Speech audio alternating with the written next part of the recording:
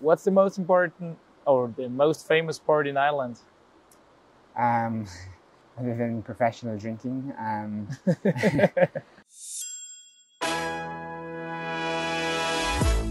Welcome listeners to the podcast Communicate with the World, sponsored by Europe Direct. Don't believe tourists, we ask the locals.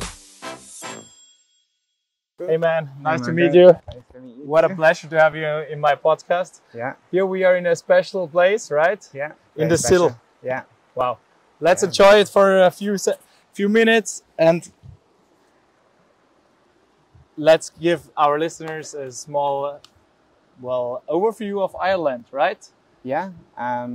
So I'm from Ireland. I lived there for 18, 19 years, I guess. I grew up there. So I know it quite well. It's actually quite different depending where you go. So on the west of Ireland, it's quite rural and very wild and incredible scenery. On the east coast, it's a bit more urban. There's more industry, more farming. In the cities, there's lots of pharmaceutical companies and tech companies and stuff like that at the moment. Wow, James, you rock. I don't even need to ask you any question. You really go with the flow and start really fast about the details about Ireland. Really cool. Yeah. But let's start why we are here today. Because we are in a special place. We are in Sill, as I said in the beginning. And above there, we can see the Bergisel, Yeah. which is also quite famous here in Innsbruck. Yeah. So you're living now in Innsbruck since 3 years, right? About 3.5. I've been living in Austria in Tirol for 3 years. I've lived in Innsbruck for about 2 years now, I guess. Exactly. And you started in Utstal. I did. I started. You in moved to Utstal. Utstal at first. Exactly.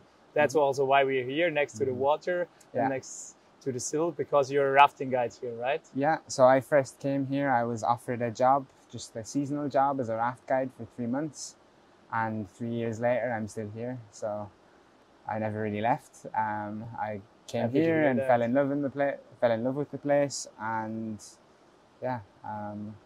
I see myself living here for many more years. Cool. Wow. I'm impressed to hear that and happy to hear that, Yeah. because we're actual neighbors too, right? Yeah, exactly. So really cool. But yeah, let's go back to Ireland. So you already told us a few details, and comparing to Austria, it's a little bit smaller because it's around 5 million people live there, population. Yeah, 5 to 6 million, I think. I don't keep track of it, but I think that's how, last time I checked, a few years ago, it was about 6 million, I think. Okay. So yeah. Still a little bit small. Yeah, cool. Yeah, quite small compared to Austria, I guess. Yeah. Yeah, but tell us some facts about Ireland and the capital, and what especially travelers have to think about if they go to Ireland. Okay, the first thing I would say about Ireland is that it's a really beautiful country. The people are really, really friendly.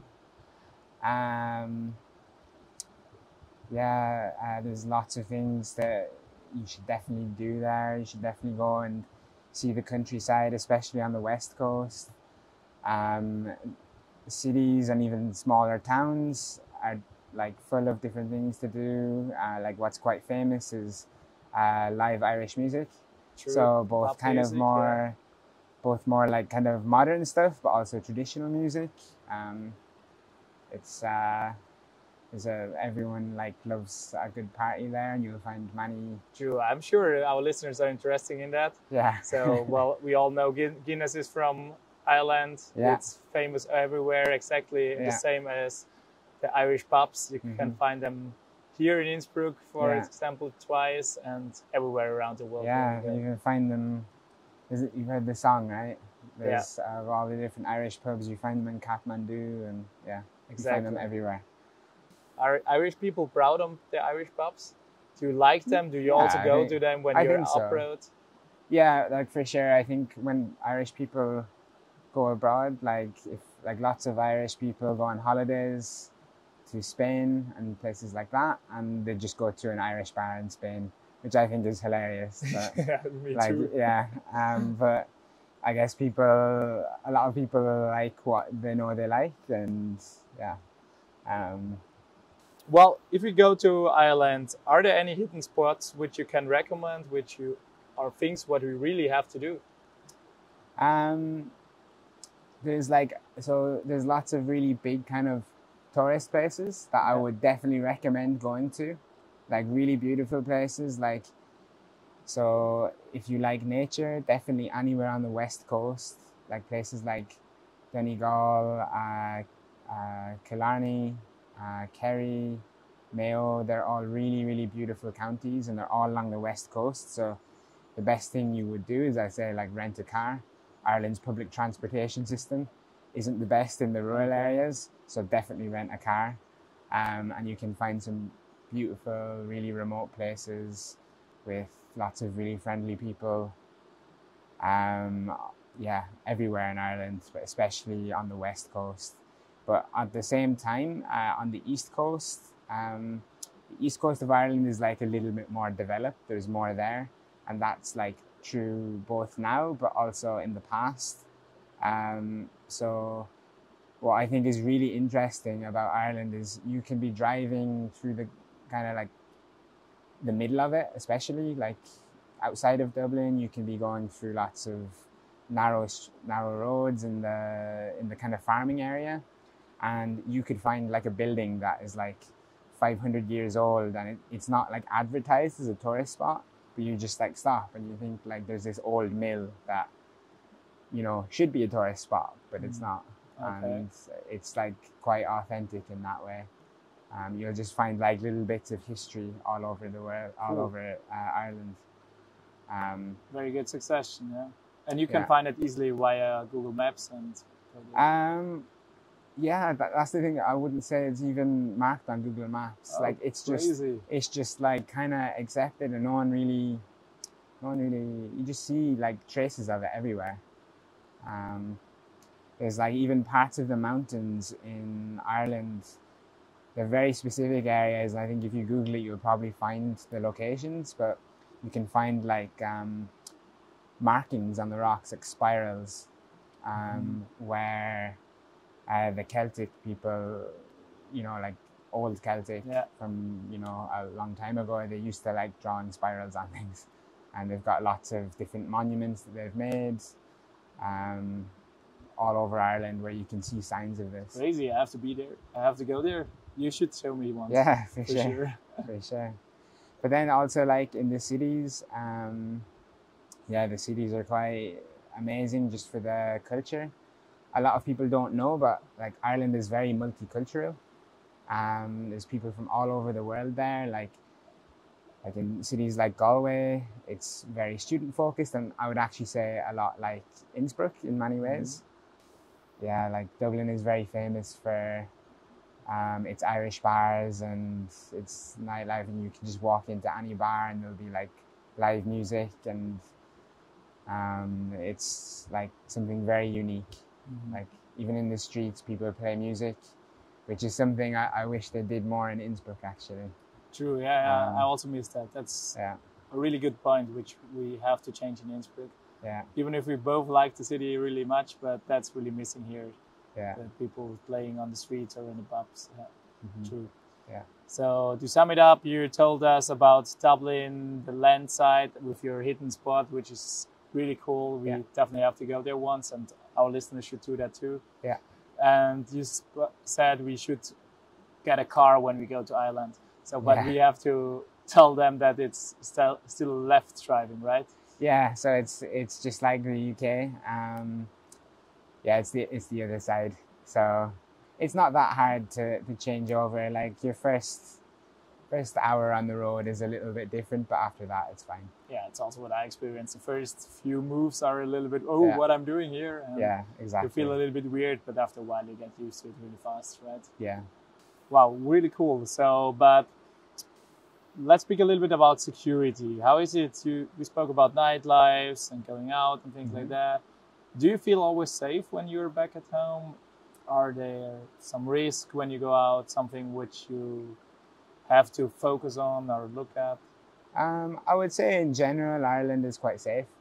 I think whenever, like you mentioned nightlife, I think whenever you go out on a night out anywhere, there's a added risk because you maybe have drunk people and it's late at night, and you just need a little bit more caution. Like normally you can avoid situations, but in like a big city like Dublin on a busy Saturday night, when lots of people are very drunk, you will see a few more police around, just keeping an eye on things and making sure everything is fine. In Ireland, we don't have the world's greatest infrastructure, so a lot of the roads are quite narrow and old, and because of the weather, they always degrade really quickly. This makes driving a little bit more dangerous. And even when I go home now and I'm driving at home, I think whoa, this road is quite narrow. And really? There's You're lots used to the roads here now, and then... Oh, the roads here are much, much better. Okay, that's such a big difference, okay. Yeah. What about pub fights? Irish people are... I wouldn't say famous, but the saying... There is a saying the fighting Irish, exactly, basically. Yeah, I wasn't sure if I would go into this, but as soon as you've asked, I would say there's definitely more of it. Okay. When you go on a night out, if it's a busy night, depending where you go, it really depends where you go. Every country has its bad areas. True. And Ireland is the same. There are areas where crime is definitely higher, and particularly gang crime. And that's where there's maybe more, the things that would end up in a newspaper, that something has happened and the police were involved. Yeah, but that's everywhere. So exactly. To sum it up, there's nothing to worry, especially if you're international and you behave normal and you go directly aggressive. I would say just have if I was an international person going there, I would say just have common sense, and that's common sense isn't always so common.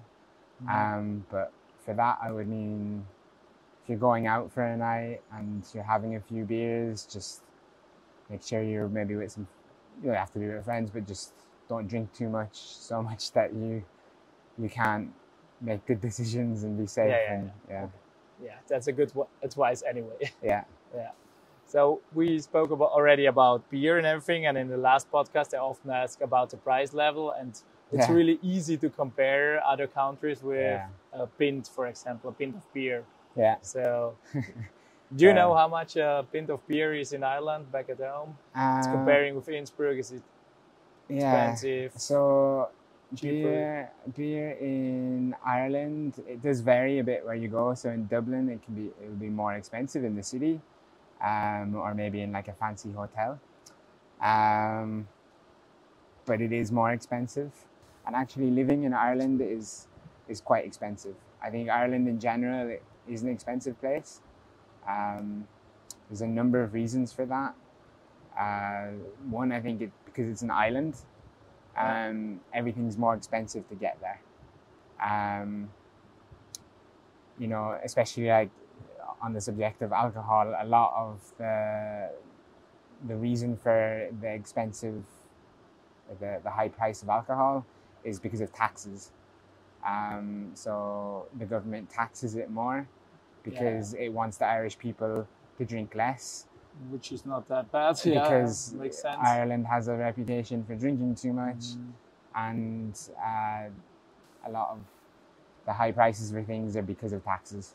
Yeah. And living costs are also really expensive, right? They're also living costs are expensive. Food isn't too bad. But rent at the moment in Ireland is actually very high, and that's actually because the last few years the population of Ireland has quite dramatically increased because people moving there, and also it went through a period where there was just a lot more children being born, and as these cycles kind of go up and down, and now there's a case where there's actually not enough housing for the people in Ireland. But the main reasons for this crisis is that so many businesses are going to be there, all big companies. So I think there's a few reasons for it, but maybe that could be one of it. There's a lot of multinationals locating there, Even since Like we know Meta, Google, so really the big ones are there, right? Yeah, some really big ones, and a lot of people don't really hear about the medium-sized ones. Medium to big, like Google's a really big name, and Meta or Facebook, they're also really big names. But there's lots of smaller ones, especially pharmaceutical companies, tech companies, and a lot of call centers are being located in Ireland as well. That is one reason why these companies locate in Ireland, because of maybe better tax situations. But a lot of people don't talk about the other reasons, which are that, Ireland as a whole is a quite educated country. So a lot of people go to university there. English is the native language. Well, there's advantages. And exactly. when an American company wants to break into Europe, a lot of the time they want to go to an English-speaking country. So I'd say for like what you might call like light industry, so like not heavy machinery, like we don't make cars in Ireland, we don't make that much heavy machinery or stuff, but light industry, things like pharmaceuticals, technology, a lot of that now gets made in Ireland because they have a very educated workforce that speak English, that has access to the EU, because until recently the UK was that destination for a lot of companies, and after Brexit many companies relocated to Ireland. Okay. Because it's still within the EU and it has all the advantages still. So yeah, the cost of living in Ireland is quite high, but if you're in the industry of pharmaceuticals or technology, you're definitely getting a very good salary in Ireland. Yeah. So the salary is also high. So. Yeah, reasonably so. But I would say there's always this argument of the cost of living versus your salary. I still think, like for me at least, in a place like Innsbruck, my quality of life is higher despite having a much lower salary. But I see. Yeah, people want different things as well. And for me, quality of life in here is very good. So thanks, JB. It was really important and cool information for all our listeners. Yeah. Like, to sum it up, we spoke about Dublin, the land side. Then we spoke about pub life, security tips, and also that you drive still at the left side. Yeah. And many other things. But there is one last important question for all our listeners. I had already someone from Scotland here, and we spoke about Brexit, and now you're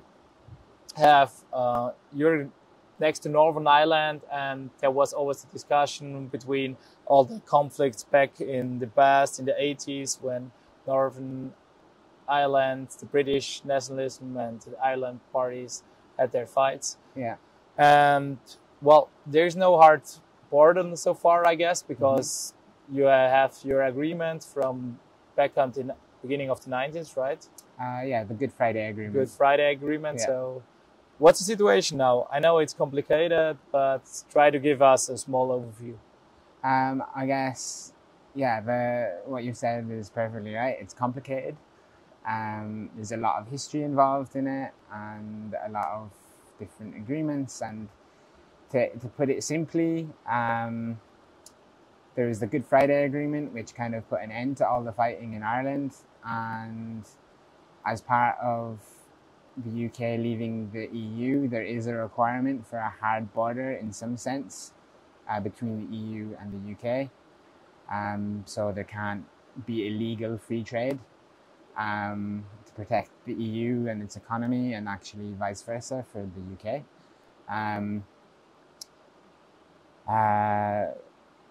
But basically, putting that on the island of Ireland would directly conflict with the Good Friday Agreement, which says there can't be a hard border on the island of Ireland. So that's a contentious issue. There is currently a border between Northern Ireland and the UK in the sea. So Northern Ireland is almost like kind of this special case as part of the withdrawal agreement, where there is, to some extent, like free trade happening between Northern Ireland and Ireland still. Like you can still cross over, but the idea is it's not getting into the rest of the UK, the wider UK. But this means a lot of difficulties for different parts of Northern Ireland, and people that are pro-Britain, and especially feel, at least from a sense, like maybe they've been a little bit cut off. This is what some people have told me, and things I've heard. Maybe not everyone, but they feel a bit cut off from the UK, and there's higher prices for different things now and other complications. Like especially when COVID came around, it was harder to get things to Northern Ireland because of, I guess, the extra paperwork that was needed to get something from the UK to Northern Ireland, or Ireland, yeah, mainly the UK to Northern Ireland. So it's all just become a lot more complicated there. And it's a bit of a nervous time for people that I've spoke to. And I think if you look in the general media as well, like there are a lot of talks about, you know, what's going to happen next, because the UK has in some parts shown an intention to try and change this, but no one can really find a way that you kind of have a compromise. It's quite difficult to do. Yeah, but we shouldn't stop with something negative.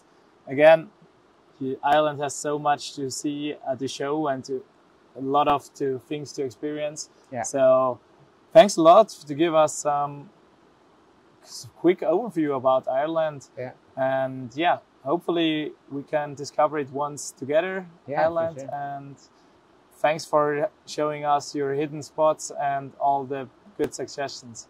Yeah. James, it was a pleasure. Yeah. Thanks a lot. Don't believe tourists. We ask the locals.